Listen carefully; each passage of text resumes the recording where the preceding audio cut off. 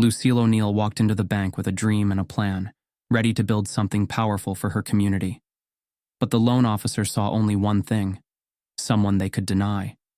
Doors meant for opportunity were slammed shut, until Big Shaq found out. Now the system that thought it could quietly turn Lucille O'Neal away is about to face the kind of reckoning that money can't silence. Before we deep dive into this interesting story, subscribe to our channel and tell us where are you watching from. Share in the comments below. Newark was a city of noise, motion, and contradictions. Beneath the skyline that stretched toward ambition, the streets told a different story, one of resilience, of struggle, and of hope held together by sheer will. It was here, among the cracked sidewalks and flickering neon shop signs, that Lucille O'Neal had built her life.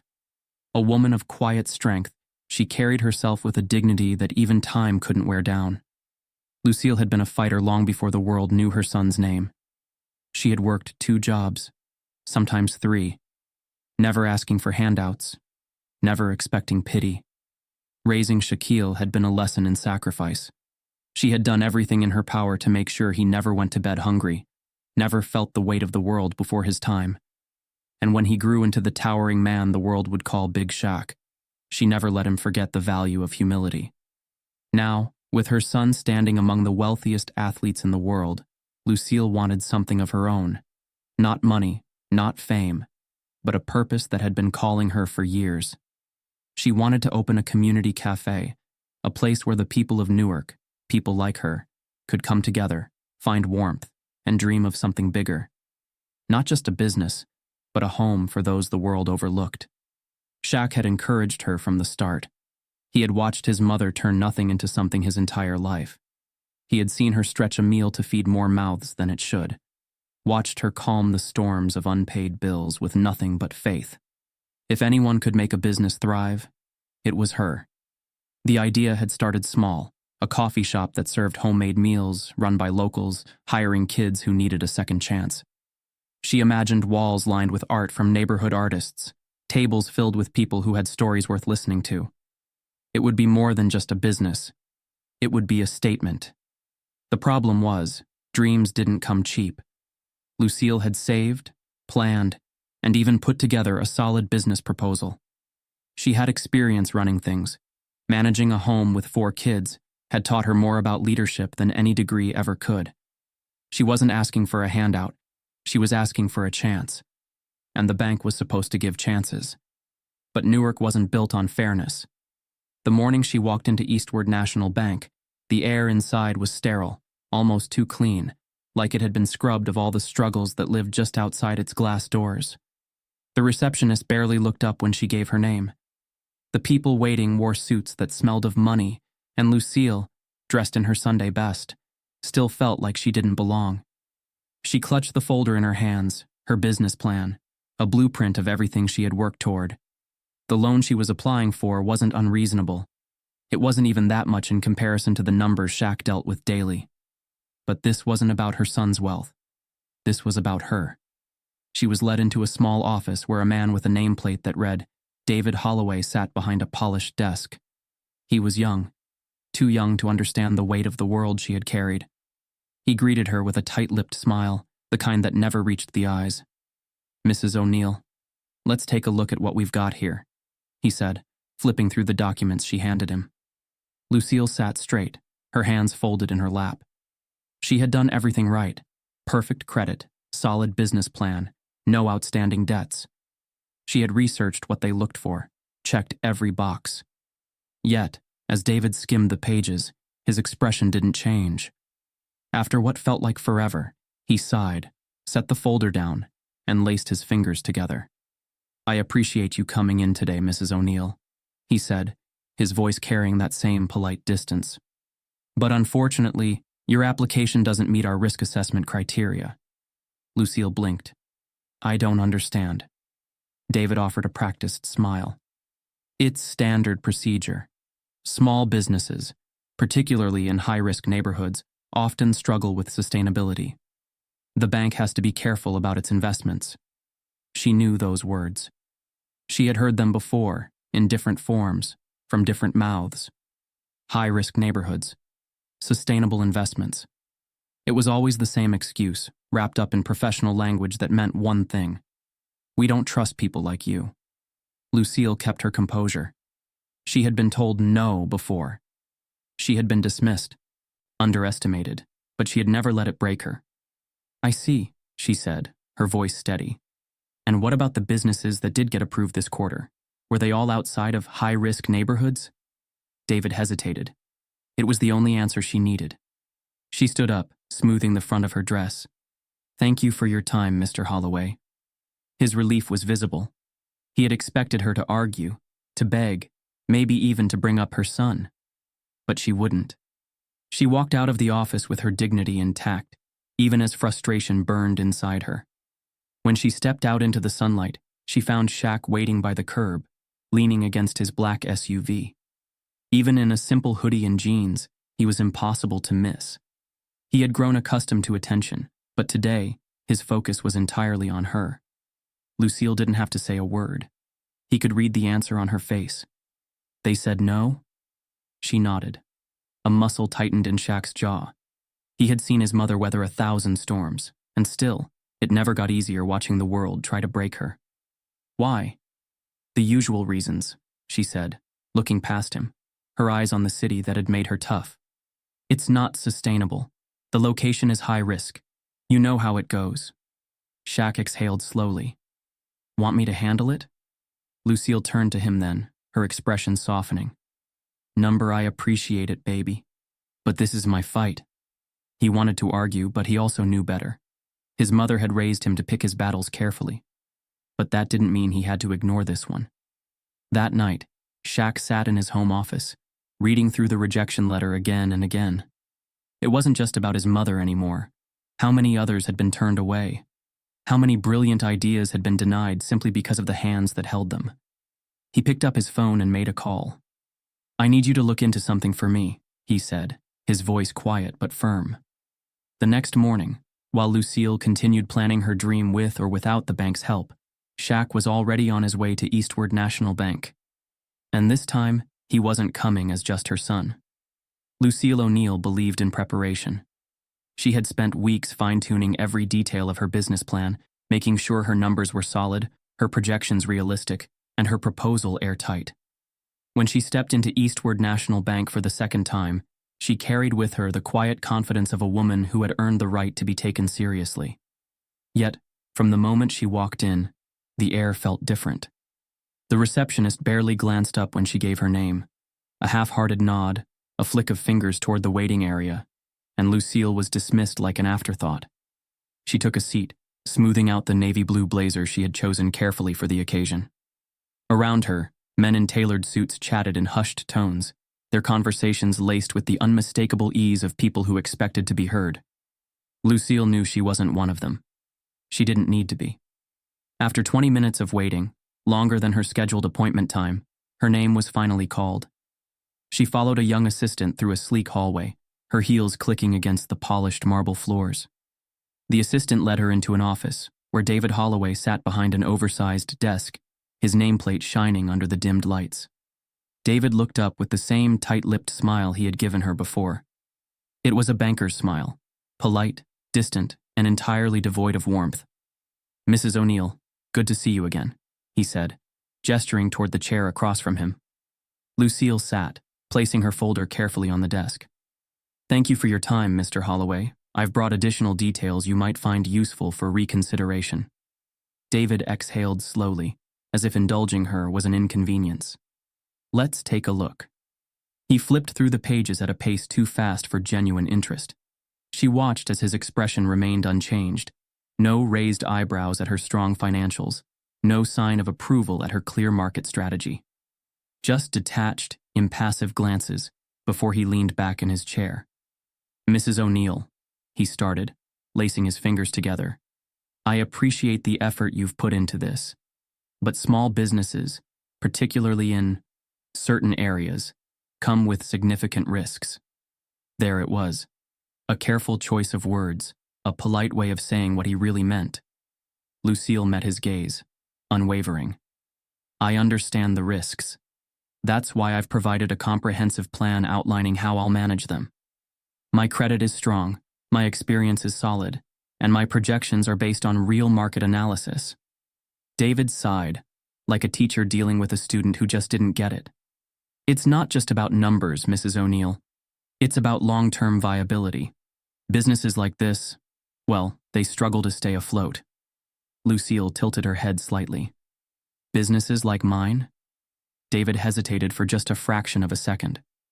Community-based businesses in high-risk neighborhoods. There it was again. Lucille had spent enough years reading between the lines to know what wasn't being said. It wasn't about her business model. It wasn't about her numbers. It was about who she was and where she came from. Still, she kept her voice even. Mr. Holloway, I believe in this venture. I believe in its potential. I'm asking for a fair chance. Nothing more. Nothing less. David closed the folder and slid it back across the desk. I'm sorry, Mrs. O'Neal. The bank won't be moving forward with this application. For a long moment, Lucille just sat there, the weight of his words settling over her like a familiar burden. Then, with practiced grace, she reached forward, took the folder and stood. Thank you for your time. David looked relieved. He had expected pushback, maybe even an appeal to her son's wealth. But Lucille O'Neal wasn't here to beg. As she walked out of the bank, she felt the sting of disappointment. Not just for herself, but for every person who had sat in that chair before her and heard the same excuses. Shaq was waiting outside. He had parked his SUV along the curb, arms crossed, his towering frame impossible to miss. He had offered to come inside, but Lucille had insisted on handling it herself. Still, the moment she stepped onto the sidewalk, he knew. They said no. It wasn't a question. Lucille sighed. It was never going to be a yes, Shaquille. He exhaled sharply, shaking his head. Did they give a reason? Oh, the usual, she said, her voice laced with quiet sarcasm. High-risk location, sustainability concerns. It wasn't the numbers they were rejecting. It was me. Shaq's jaw tightened. I can fix this. Lucille looked up at him, her expression both loving and firm. I know you can, but that's not the point. Shaq ran a hand over his head, frustration bubbling just beneath the surface. Mom, you shouldn't have to fight this hard for something you've earned. You've done everything right. She smiled gently. Life isn't fair, baby. You know that better than anyone. Shaq knew his mother wasn't the type to dwell on setbacks, but this one was different. This wasn't just about her dream. It was about something bigger, about a system that kept people like her locked out, no matter how hard they worked.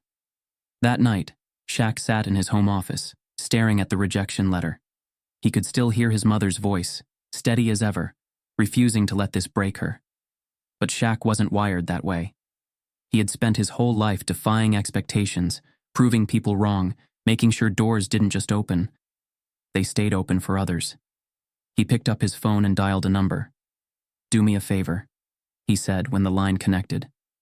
I need you to look into Eastward National Bank. See who's really pulling the strings over there. There was a pause on the other end. Then, a quiet chuckle. Something tells me you're not just looking for a new checking account. Shaq's expression didn't change. Not quite. He hung up, his mind already working through the next move. His mother might not want him to fight this battle for her, but that didn't mean he couldn't fight it another way. Because if Eastward National Bank thought they could shut Lucille O'Neal out without consequences, they were about to learn just how wrong they were.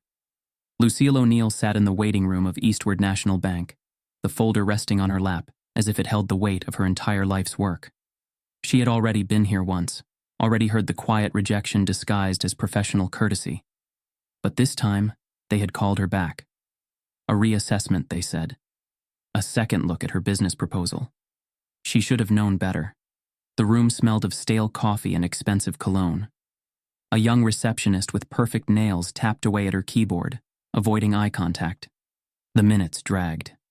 A man who had arrived after her was called in first, then another. Lucille sat still, patient, unshaken. She had waited for things before: justice, respect, opportunity. A few more minutes wouldn't break her. Finally, her name was called. The loan officer's office was just as cold as she remembered. Gray walls, a modern desk, no personality. The man sitting behind it was different from last time. Younger, slicked back hair, sharp suit, the kind of face that didn't flinch when he said no. His nameplate read, Andrew Calloway. A step below David Holloway, but cut from the same cloth. Lucille greeted him with a polite nod as she took a seat. Andrew glanced at her folder without opening it. Mrs. O'Neal, I appreciate you coming back in. We took another look at your application, but I have to be upfront with you. This is not a loan we can approve. Lucille had expected resistance. What she hadn't expected was how quickly the blade would drop. She inhaled deeply, keeping her expression neutral. I was told my case was under reconsideration. Has anything changed since the last meeting? Andrew leaned back in his chair, fingers drumming against the desk. Mrs. O'Neal, our bank follows a very thorough risk assessment process. Small businesses, especially in certain demographics, often struggle with long-term sustainability. We have to be selective in where we allocate our resources. Lucille's grip on her folder tightened. Certain demographics? Andrew didn't blink. High-risk areas, smaller independent ventures. Statistically, they have a higher failure rate. It wasn't about her numbers. It wasn't about her business model. It was about the hands holding the proposal. Lucille nodded slowly, absorbing the words that weren't being said. So what you're telling me is that despite my strong credit, my experience, and a fully developed plan, you won't approve my loan because of where my business is and who it serves. Andrew's smile was small, practiced. It's nothing personal, Mrs. O'Neal. Lucille exhaled through her nose, steady, unshaken. Of course not, it never is. For a long moment, silence stretched between them. Lucille could see it so clearly. This young man had made up his mind before she even walked in. The decision had never been up for reconsideration. They had just called her back to make it official. She placed her hands on the desk and pushed herself up, smoothing out her blazer. Well, thank you for your time, Mr. Calloway. Andrew's relief was almost visible. He expected her to argue, to push, maybe even to bring up her son. But she wouldn't. That wasn't who she was. She walked out with her dignity intact, but the sting was still there. Not just for her, but for every person who had sat in that chair before her and heard the same veiled excuses. Shaq was waiting outside in his SUV, his arms crossed over his chest. Even in a simple hoodie and jeans, he was a presence that turned heads. But right now, his entire focus was on his mother. She didn't have to say anything. He saw the answer in her face before she even opened the door. They said no. Lucille let out a short, humorless laugh as she climbed into the passenger seat. Oh, they didn't just say no, baby. They said, we don't approve loans for people like you. Just in a fancier way. Shaq's jaw tightened, his fingers clenching around the steering wheel. Who was it? Lucille sighed, shaking her head. Does it matter? It does to me, Shaq said, his voice quieter than usual. That was the thing about him. He was loud when he was happy, but silent when he was angry. And right now, he was silent. Lucille reached over, placing a hand over his. Baby, I don't want you marching in there throwing your name around. That's not how I fight my battles. Shaq stared straight ahead. Maybe it should be. Lucille's gaze softened. Number. That's not what this is about. I wanted to build something on my own. Without you pulling strings. Without shortcuts. Shaq exhaled slowly, trying to tamp down the frustration clawing at his chest. And look where that got you. Lucille squeezed his hand once before pulling away. It's not the first door that's been slammed in my face. Won't be the last. But what matters is what happens next. Shaq sat back, the leather seat creaking under his weight. He had built a life around breaking barriers, proving people wrong, forcing doors open. But his mother? She had spent her life asking for doors that were never meant to be shut in the first place. He pulled out his phone, his mind already working through his next move. Who are you calling? Lucille asked, watching him carefully. Shaq didn't answer immediately. Then, as the line rang, he looked over at her. Someone who can tell me exactly how many black-owned businesses have been denied loans from this bank in the last 5 years. Lucille shook her head, a small smile pulling at the corners of her lips. You're not gonna let this go, are you? Shaq's expression was unreadable. Not this time. The line clicked. A voice answered on the other end. Shaq leaned forward. I need you to look into something for me. Eastward National Bank. Loan approvals.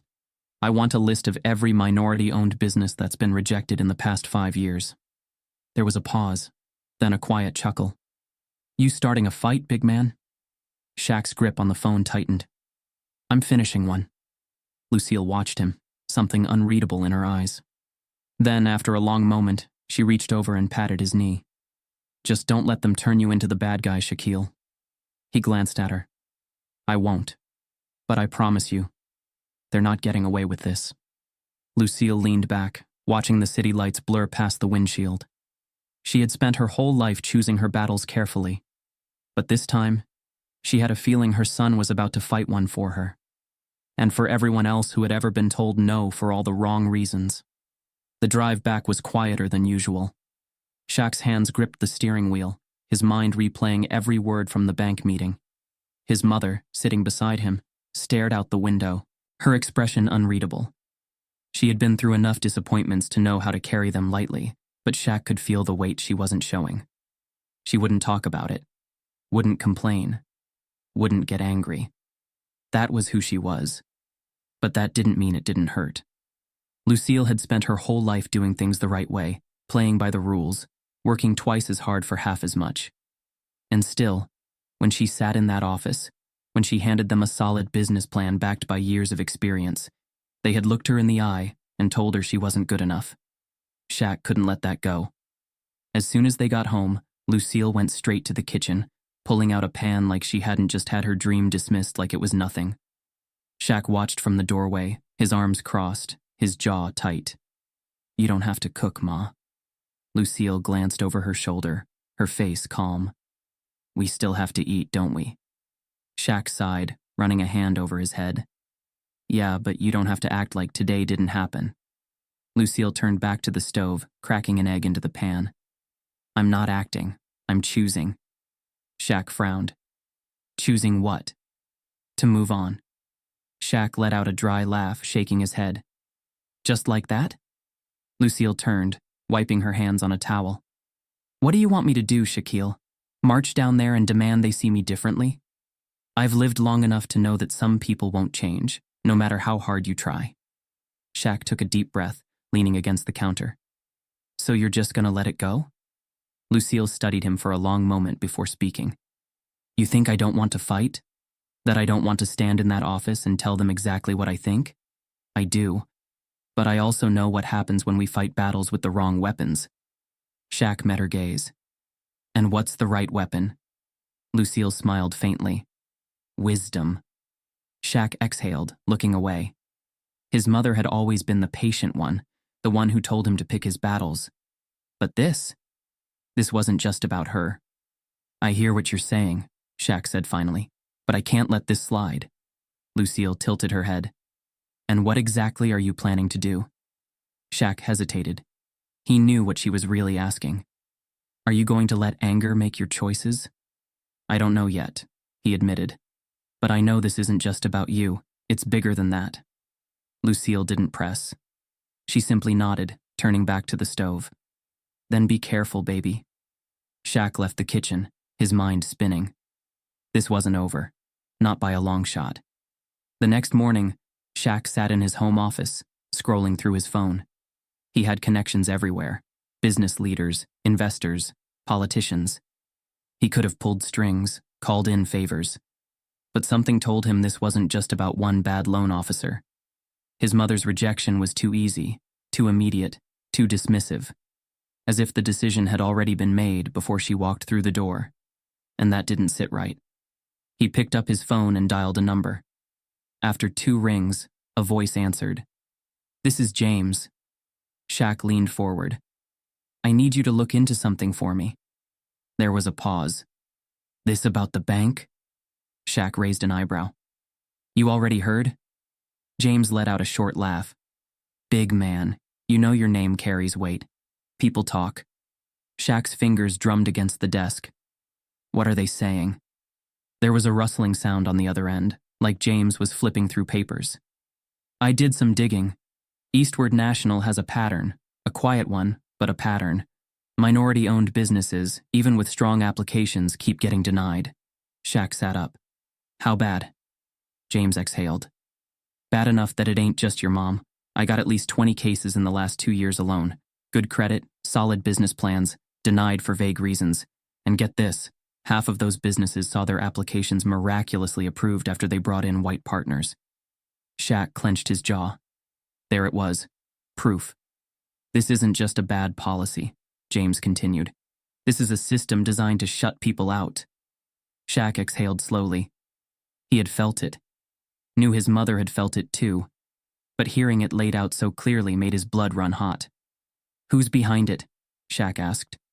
James was quiet for a moment. Warren Whitaker. The name hit like a punch. Warren Whitaker was more than just a banker. He was the banker. A name whispered in elite circles, a man who had been shaping the financial industry for decades. If he had a hand in this, then this wasn't just about one bank. It was about an entire system built to keep people like Lucille out. Shaq leaned back in his chair, his mind racing. James spoke again. Look, man. If you go after Whitaker, you need to be smart about it. This isn't the kind of guy you take down with a press conference. He plays in the shadows. Shaq nodded to himself. Then I'll pull him into the light. I appreciate this, James, Shaq said. Just be careful, James warned. Guys, like Whitaker, they don't lose. Shaq hung up, his heart pounding. That's because they've never had to play against me. That night, Shaq sat across from his mother at the dinner table. She was eating quietly, her face calm, but he knew her mind was still on the bank. I found something, Shaq said. Lucille looked up. Should I be worried? Shaq shook his head. Number. But you should know, this isn't just about you. That bank has been shutting out black-owned businesses for years. And the man running the show? Warren Whitaker. Lucille set down her fork. That name sounds familiar. It should, Shaq said. He's been pulling strings in the banking world for decades. And from what I've learned, he's been making sure people like us don't get a seat at the table. Lucille studied him carefully. And what exactly are you planning to do? Shaq met her gaze. Expose him. Lucille let out a slow breath. Shaquille, this is bigger than us. You know that, right? I do, Shaq said. But that's exactly why I can't let it go. Lucille was quiet for a moment. Then, a small smile tugged at the corner of her lips. You always were stubborn. Shaq grinned. Wonder where I got that from. Lucille chuckled softly, shaking her head. Just be careful. You're walking into something deep. Shaq nodded. I know. But this time, I'm ready. Lucille picked up her fork again, taking a bite before speaking.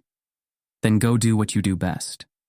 Shaq leaned back in his chair, determination burning in his chest. This wasn't just about a business loan anymore. This was about justice.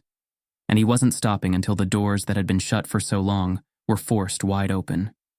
Shaq sat in the dimly lit corner of a high-rise restaurant, his frame almost too large for the leather booth. The skyline of Newark stretched out beyond the glass windows, lights flickering against the darkening sky. Across from him sat Raymond Carter, a senior loan officer at Eastward National Bank. Raymond was in his early 50s, a man who had spent decades in the banking world, watching the system work against people like him. But tonight, he wasn't a banker. Tonight, he was a man with a conscience. Raymond glanced around the restaurant before leaning in, his voice low. You didn't hear this from me. Shaq nodded. Understood. Raymond exhaled, rubbing his hands together like he was still deciding if this was a mistake. Eastward National doesn't reject minority business owners outright. That'd be too obvious. Instead, they bury it under risk assessment metrics. Shaq's fingers tapped against the table. Explain. Raymond pulled out a folded piece of paper and slid it across the table. Shaq opened it, scanning the data, columns of names, business proposals, rejection reasons. But what stood out was the pattern. Raymond pointed to a section at the bottom. See this? A rejection threshold based on something called community risk factors. Shaq frowned. That wasn't in my mother's paperwork. Raymond gave a dry chuckle. Because they don't put it in writing for applicants. It's an internal policy. If a business is in a predominantly black neighborhood, it gets flagged under CRF. Even if the credit score is perfect, even if the plan is strong. Shaq's jaw tightened. So they make it look like a numbers game, but it's really about race. Raymond nodded. And it all leads back to one man, Warren Whitaker. Shaq leaned back, crossing his arms. He had heard the name before, but now it carried a different weight. Warren Whitaker wasn't just some executive. He was the executive, the man who controlled what got approved and what got buried. Raymond continued. Whitaker runs the show. If he wants something passed, it gets passed. If he doesn't, you could have a business model better than Amazon, and you'd still walk out empty-handed. Shaq exhaled, setting the paper down. Why hasn't anyone called him out? Raymond scoffed. Because he doesn't leave fingerprints. The policies are vague enough to pass audits. The rejections are phrased just right. If someone complains, they pull up generic business failure rates and spin the data however they need to. Shaq nodded slowly. So if I walk in there demanding answers, he'll have a dozen excuses ready. Raymond hesitated before speaking. Shaq, I don't know what you're planning, but be careful. Whitaker isn't just a banker. He's connected. You don't take down a man like him by walking in through the front door. Shaq drummed his fingers against the table, his mind already working. Then I'll find a way to get in through the back. Raymond sighed, shaking his head. You're gonna make my life hell, aren't you? Shaq grinned. Nah, I'm gonna make Whitaker's hell. You? You'll be fine. Raymond chuckled, but there was an edge of worry in his eyes. He knew Shaq wasn't the kind of man to let something like this go. And that meant trouble was coming for Warren Whitaker. The next morning, Shaq stood outside Eastward National Bank, staring up at the glass doors that had so easily closed on his mother's dream. He wasn't going to kick those doors down. That wasn't the way. This had to be done smart. Shaq pulled out his phone and made a call. The line rang twice before a deep voice answered. This better be good, the man on the other end grumbled. Shaq smirked. I need a favor, Lionel. Lionel Reed had spent 20 years in corporate law, dealing with some of the biggest names in finance. If there was a loophole, Lionel could find it. Shaq got straight to the point. I need you to get me into Whitaker's office. Lionel let out a low whistle. And here I thought you were calling about basketball. Shaq chuckled. You know I don't call unless it's serious. Lionel sighed. I'll see what I can do. But if Whitaker sniffs out what you're up to, he won't go down quietly. Shaq's voice was steady. I'm counting on that. 2 days later, Shaq walked into Eastward National Bank, dressed sharp in a tailored suit. He was a man used to standing out, but today, he wasn't here as a celebrity. He was here as a businessman. A receptionist greeted him with the kind of forced politeness reserved for VIP clients. Mr. O'Neal, how can we assist you today? Shaq smiled. I have a meeting with Warren Whitaker. The receptionist's expression flickered for a fraction of a second before she recovered. Mr. Whitaker's schedule is cleared for me, Shaq interrupted smoothly. The receptionist hesitated before nodding, picking up the phone. A few quiet words later, she motioned toward the elevator. Mr. Whitaker is expecting you. Shaq stepped inside, the doors closing with a quiet chime. Time to meet the man behind the curtain. Warren Whitaker's office was everything Shaq expected. Rich mahogany furniture, floor-to-ceiling windows, and the unmistakable air of a man who never lost. Whitaker himself was just as polished. Late 60s, silver hair, the kind of presence that came from generations of inherited power. He didn't stand when Shaq walked in. He simply gestured to the chair in front of his desk. Mr. O'Neal, Whitaker said, his voice smooth. I'd say I'm surprised, but I had a feeling we'd be having this conversation. Shaq sat, folding his hands together. That right? Whitaker smirked. You don't strike me as a man who enjoys being told no. Shaq met his gaze. I don't strike you as a lot of things, I imagine. Whitaker chuckled, leaning back. Let's not waste time. You're here because of your mother's loan. And you want me to... What? Change my mind? Shaq tilted his head. See, that's the funny part. You didn't just deny her. You've been denying a lot of people, quietly, systematically. Whitaker's smirk didn't fade. I don't control risk assessments. I just ensure the bank operates within sound financial principles. Shaq leaned forward. And those principles just happen to shut out entire communities? Whitaker sighed, shaking his head. You're looking for a villain, Mr. O'Neal, but banking isn't personal, it's business. Some investments are simply too risky. Shaq studied him, then smiled. That's what I love about guys like you. You think you're too careful to ever slip up. Whitaker's expression hardened slightly.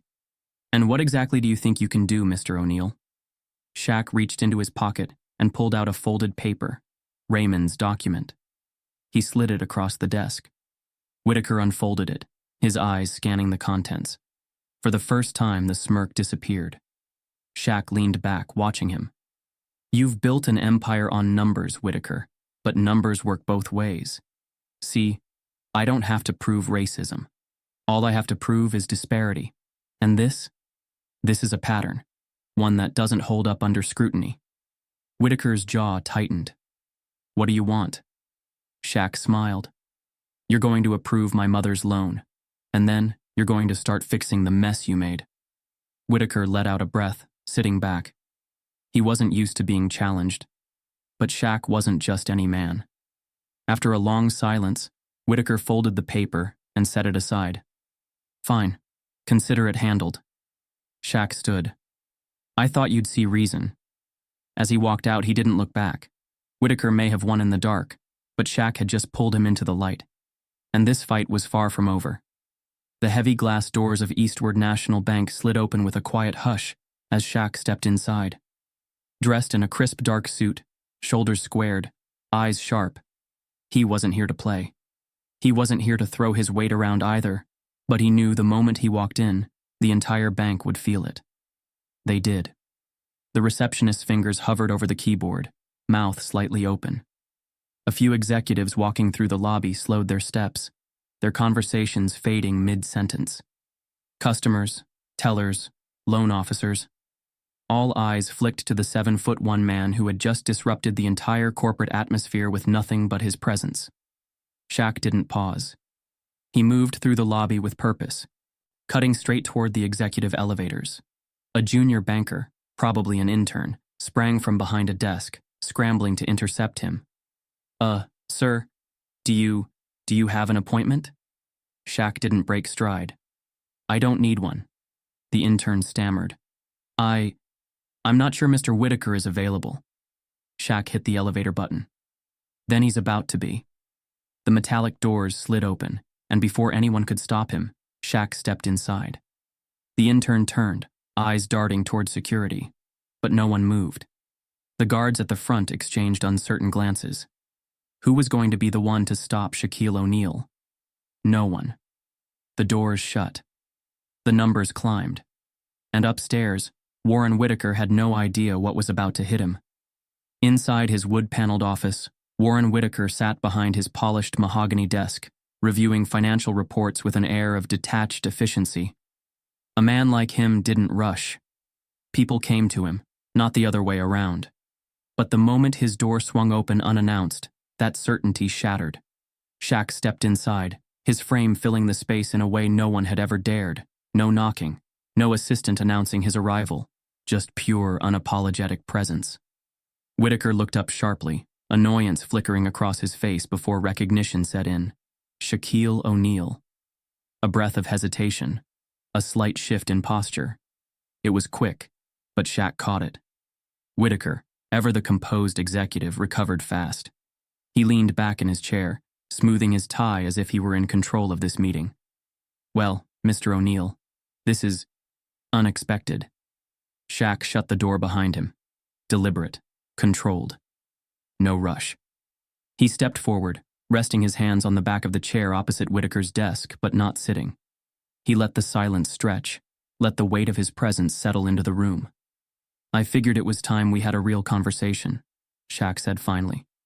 Whitaker forced a chuckle. I believe we already did. Shaq's eyes stayed locked on him. Nah. Last time, you thought you were talking to just another applicant you could brush off. He leaned in slightly. Now you're talking to me. Whitaker exhaled through his nose, the first sign of real irritation. Mr. O'Neal, I understand you're upset about your mother's loan application, but we follow strict policies. Shaq's voice cut through his excuse like a blade. You follow policies that shut people like her out. Whitaker's lips pressed together. Now, let's not turn this into something it's not. Shaq let out a humorless laugh, straightening up.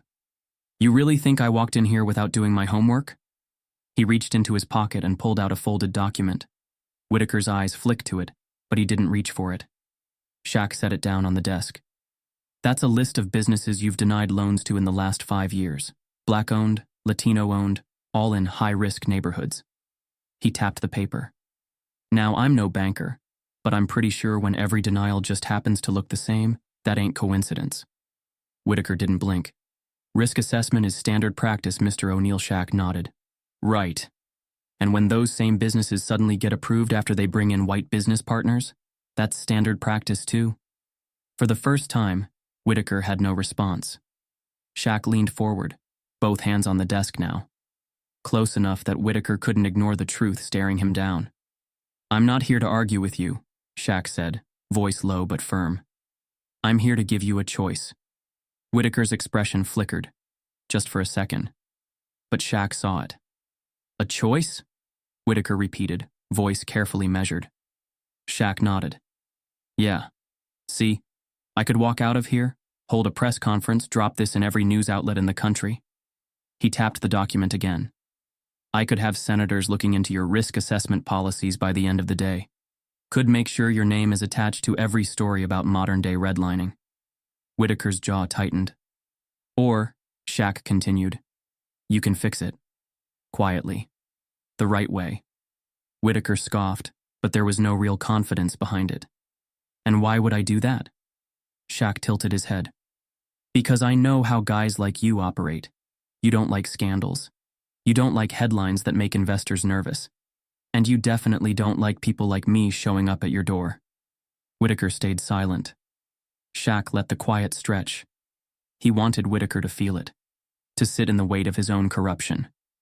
Then, finally, Whitaker leaned forward, steepling his fingers. And if I were to reconsider certain policies? Shaq didn't move. Then you get to keep running your little empire without the world knowing what you really are. Whitaker's gaze was sharp, calculating. He wasn't used to losing, but he also wasn't stupid. He knew what would happen if Shaq walked out that door without an agreement. After a long moment, he sighed, picking up the document. He flipped through it, as if pretending to weigh his options, before setting it down carefully. Fine, he said at last. Your mother's loan will be approved, and I'll review our policies. Shaq didn't smile. He didn't thank him, because this wasn't a favor. He simply nodded once. Good. He turned to leave, then paused at the door. Without looking back, he said, one more thing. Whitaker glanced up. If I find out you're still running the same game 6 months from now?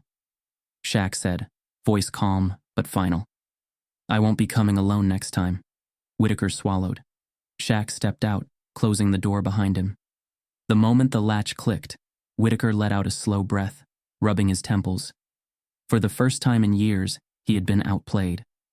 Shaq walked through the bank lobby without stopping, his pace steady, his job done. As he stepped outside, he pulled out his phone and dialed a number. The line picked up. Baby? Shaq smiled. Mom, check your email. Your loan just got approved. A pause, then a soft, knowing laugh. What did you do? Shaq shrugged, glancing back at the towering building behind him. Just had a conversation. Lucille sighed on the other end, but there was warmth in her voice. Shaquille, you don't have to fight all my battles. Shaq looked out over the city, hands in his pockets. Nah, just the ones that matter. Lucille chuckled. Thank you, baby. Shaq smiled. Anytime, Ma. As he hung up, a cool breeze rolled through the streets of Newark. This wasn't just about his mother's loan. This was about making sure the doors that had been locked for so long never closed again. And Warren Whitaker? He'd think twice before trying to shut another one.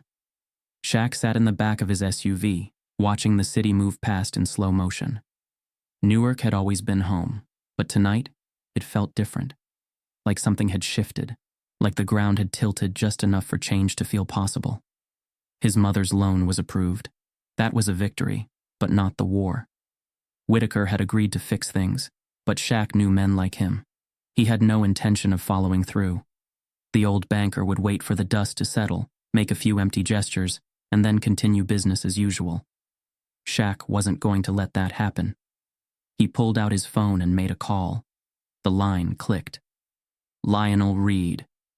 Shaq didn't waste time. Set up a meeting. Public. I want Whitaker at the table, and I want the right people in the room. Lionel was silent for a moment. You sure you want to go that route? Shaq's jaw tightened. He won't change because I told him to. He'll change because he has to. Lionel exhaled. All right. I'll pull some strings. Shaq leaned back in his seat, staring out the window. It was time to raise the stakes. 3 days later, Shaq walked into the New Jersey Economic Forum, an exclusive gathering of business leaders, policymakers, and financial executives. It was the kind of room where decisions were made long before the public ever heard about them. And tonight, he was going to change the conversation. As expected, Warren Whitaker was there. The bank director sat near the front, surrounded by other executives, his usual air of quiet control intact. But when his eyes met Shaq's across the room, there was a flicker of something else, uncertainty. Shaq took his seat near the stage, nodding at Lionel, who had arranged for him to speak during the Q&A session. The panel discussion went as expected. A lot of talk about economic trends, risk management, and investment opportunities that carefully avoided uncomfortable realities. Then, the moderator opened the floor for questions. Shaq stood. A ripple of recognition moved through the room. Conversations quieted. Heads turned. Some executives sat up straighter, suddenly aware that this wasn't just another routine discussion. The moderator smiled. Mr. O'Neal, you have a question? Shaq took the microphone, his voice steady. Yeah, I'd like to ask Mr. Whitaker something. Whitaker's polite smile barely wavered. Of course. Shaq tilted his head. Tell me, Mr. Whitaker, what's the real criteria for a small business loan at Eastward National? Whitaker's fingers laced together, his voice measured. As I've stated before, our bank follows a rigorous risk assessment process. Shaq cut him off. Yeah, I read your risk assessment reports. Funny thing is, they don't add up, because if they did, my mother wouldn't have needed my name to get a loan she already qualified for. A murmur spread through the room. Whitaker's jaw tightened, but he kept his composure. Shaq continued, his voice carrying through the hall. I did some digging. Your bank denies minority-owned businesses at twice the rate of white-owned ones, even when they meet the same financial criteria. And let's be real, we both know why. Whitaker exhaled through his nose. Mr. O'Neal, with all due respect, your conclusions are based on... Shaq took a step forward. I'm not here to argue, Whitaker. I'm here to make you an offer. Whitaker's eyes narrowed. An offer? Shaq nodded. If my mother's business, the same one you denied, turns a profit within a year, then you change your lending policies. No more vague risk assessments, shutting out black businesses. You level the playing field. The room went silent. Whitaker's fingers tapped lightly against the table, his mind clearly racing. Shaq smiled. What's wrong? You afraid of a little competition? Whitaker chuckled, shaking his head. You're asking me to base bank policies on one business? Shaq shrugged. You were ready to base them on none. Another murmur. Some executives exchanged glances. Whitaker shifted slightly in his chair, clearly realizing that the eyes in the room were no longer just on him. They were waiting for his answer. He hesitated. Then, with the controlled air of a man backed into a corner, he nodded. Fine. If your mother's business proves profitable within a year, we'll review our policies. Shaq's smile didn't waver. Nah, see, that's not good enough. You don't review. You change. Whitaker inhaled slowly, then exhaled. Fine. We change. Shaq nodded, handing the microphone back to the moderator. The room erupted into quiet chatter. But Shaq wasn't listening anymore. He had just forced Warren Whitaker to bet against his own discrimination, and he had no intention of losing. The next morning, Shaq sat across from Lucille at the breakfast table, pouring syrup over his pancakes like he hadn't just flipped the banking industry on its head. Lucille sipped her coffee, watching him with an amused expression. "So, let me get this straight. You just walked into a room full of executives and told them to change the rules?" Shaq cut into his pancake. "Pretty much." Lucille shook her head, laughing softly. "Baby, you do realize that means I have to succeed now, right?" Shaq grinned. "I never doubted that for a second." Lucille exhaled, her expression turning thoughtful. "You really believe this will work?" Shaq set his fork down, looking her in the eye.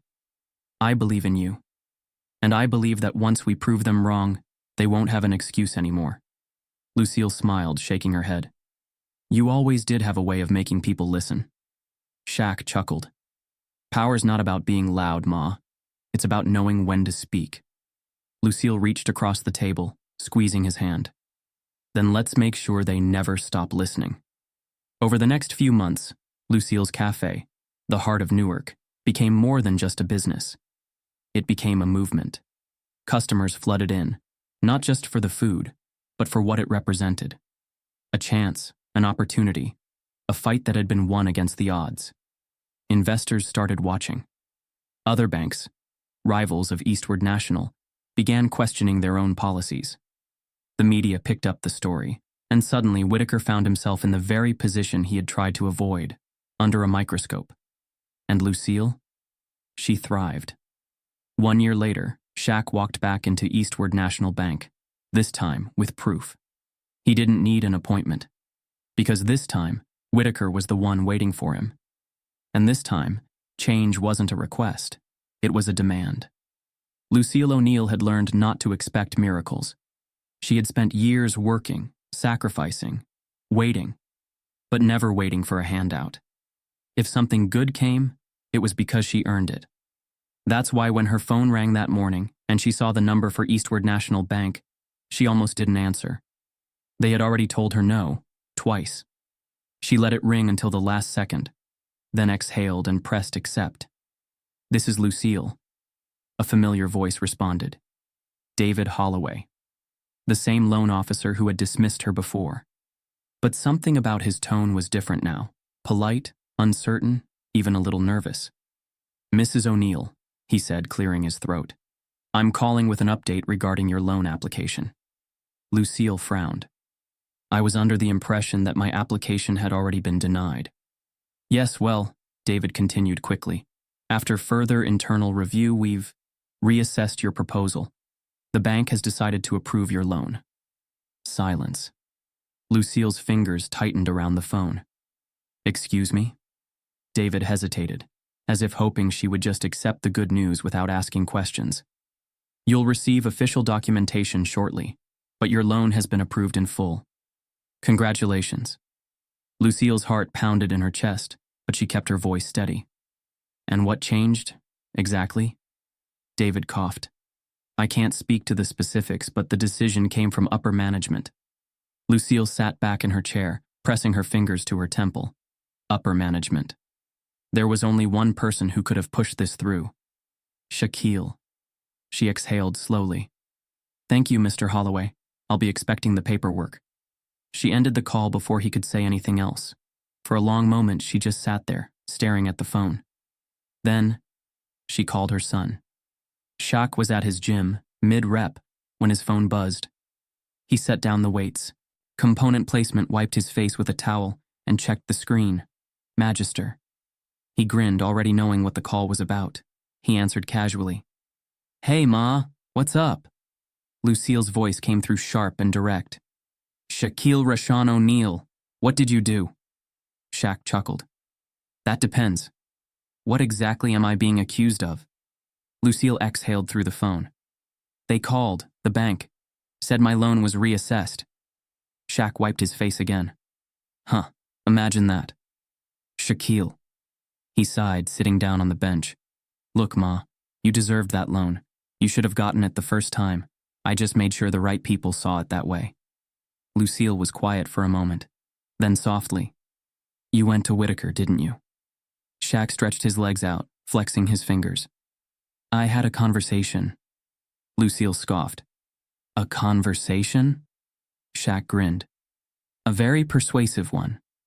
Silence. Then, Lucille let out a small laugh, the kind that said she was both exasperated and deeply proud. "You're impossible, you know that?" Shaq leaned back against the wall, smiling. "And you're a business owner, Ma. Better get to work." Lucille inhaled deeply. "Yeah, I guess I better." 6 months later. The smell of freshly brewed coffee and warm biscuits filled the air as Lucille moved through her cafe, the heart of Newark, greeting customers, checking orders, making sure everything ran smoothly. She had put everything into this place, her time, her energy, her love, and it showed. The cafe wasn't just thriving, it was alive. Customers filled every seat, locals, students, families. The walls were lined with art from community artists, the shelves stocked with books written by Black authors. The staff? Hired from the very neighborhoods banks like Eastward National had deemed too risky. Lucille wiped her hands on her apron and stepped behind the counter, watching the morning rush with a quiet, satisfied smile. And then, the door opened. The room fell into a hush. Shaq ducked inside, his towering frame making the small cafe feel even smaller. He wore a simple hoodie and jeans, but it didn't matter. He could have been in full disguise, and people still would have recognized him. Lucille smirked as he walked up to the counter. "You're late for your shift."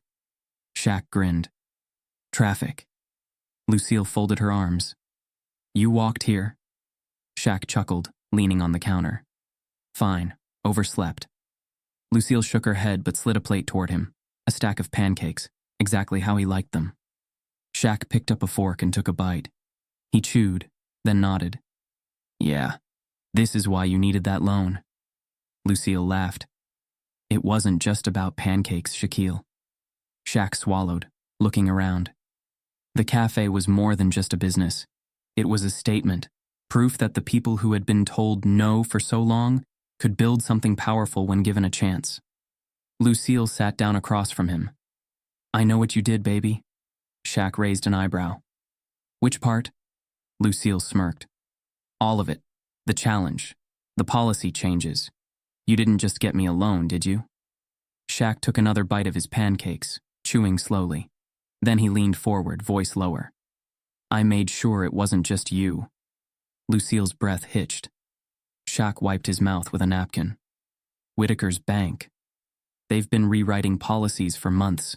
No more risk assessments shutting out Black and Latino business owners. No more hidden rejection quotas. They're not doing it because they want to." He shrugged. "They're doing it because they don't have a choice." Lucille exhaled, shaking her head. "And you made sure of that." Shaq smiled. "I told Whitaker if he didn't fix it, I'd make it public. He decided he'd rather change than get embarrassed." Lucille sat back, staring at him. Then, she let out a long, deep laugh.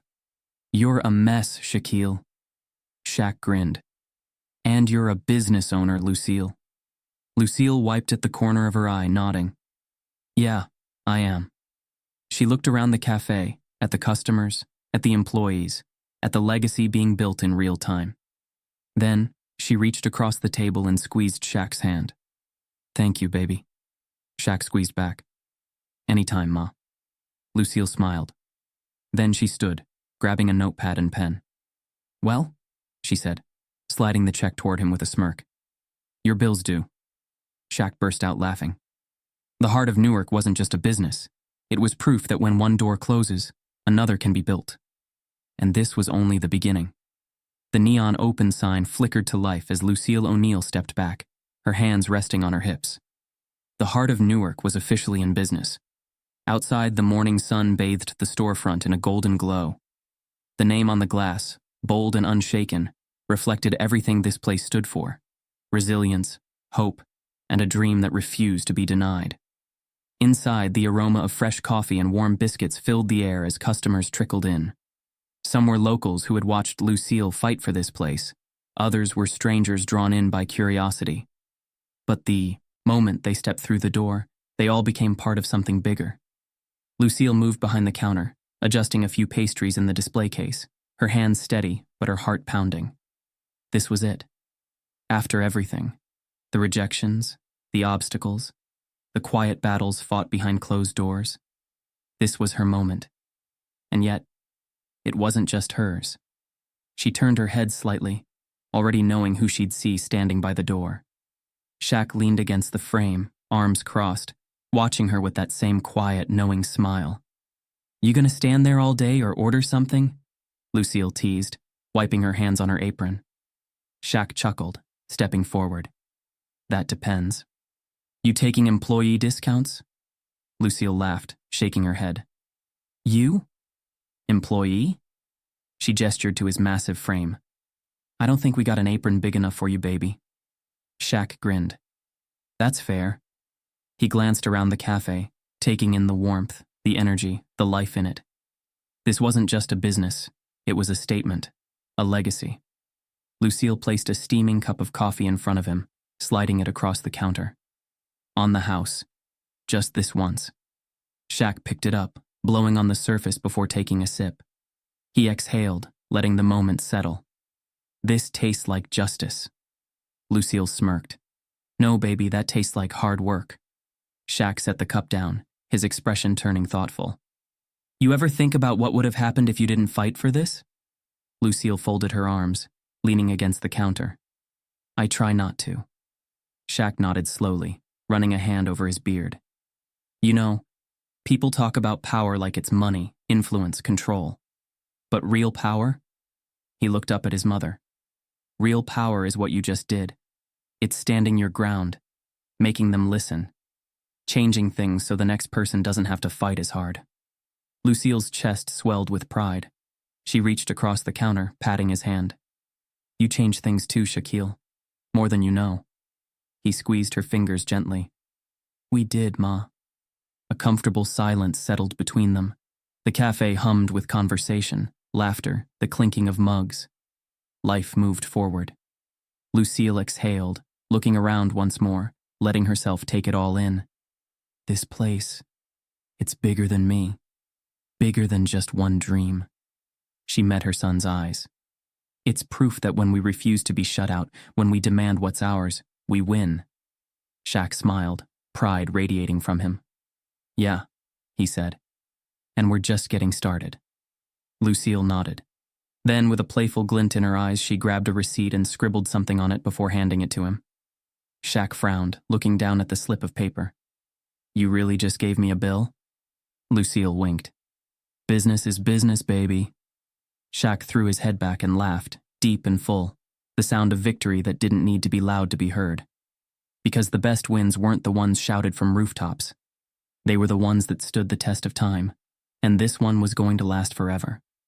Some doors were never meant to be closed. The heart of Newark isn't just a cafe. It's a reminder that opportunity belongs to everyone.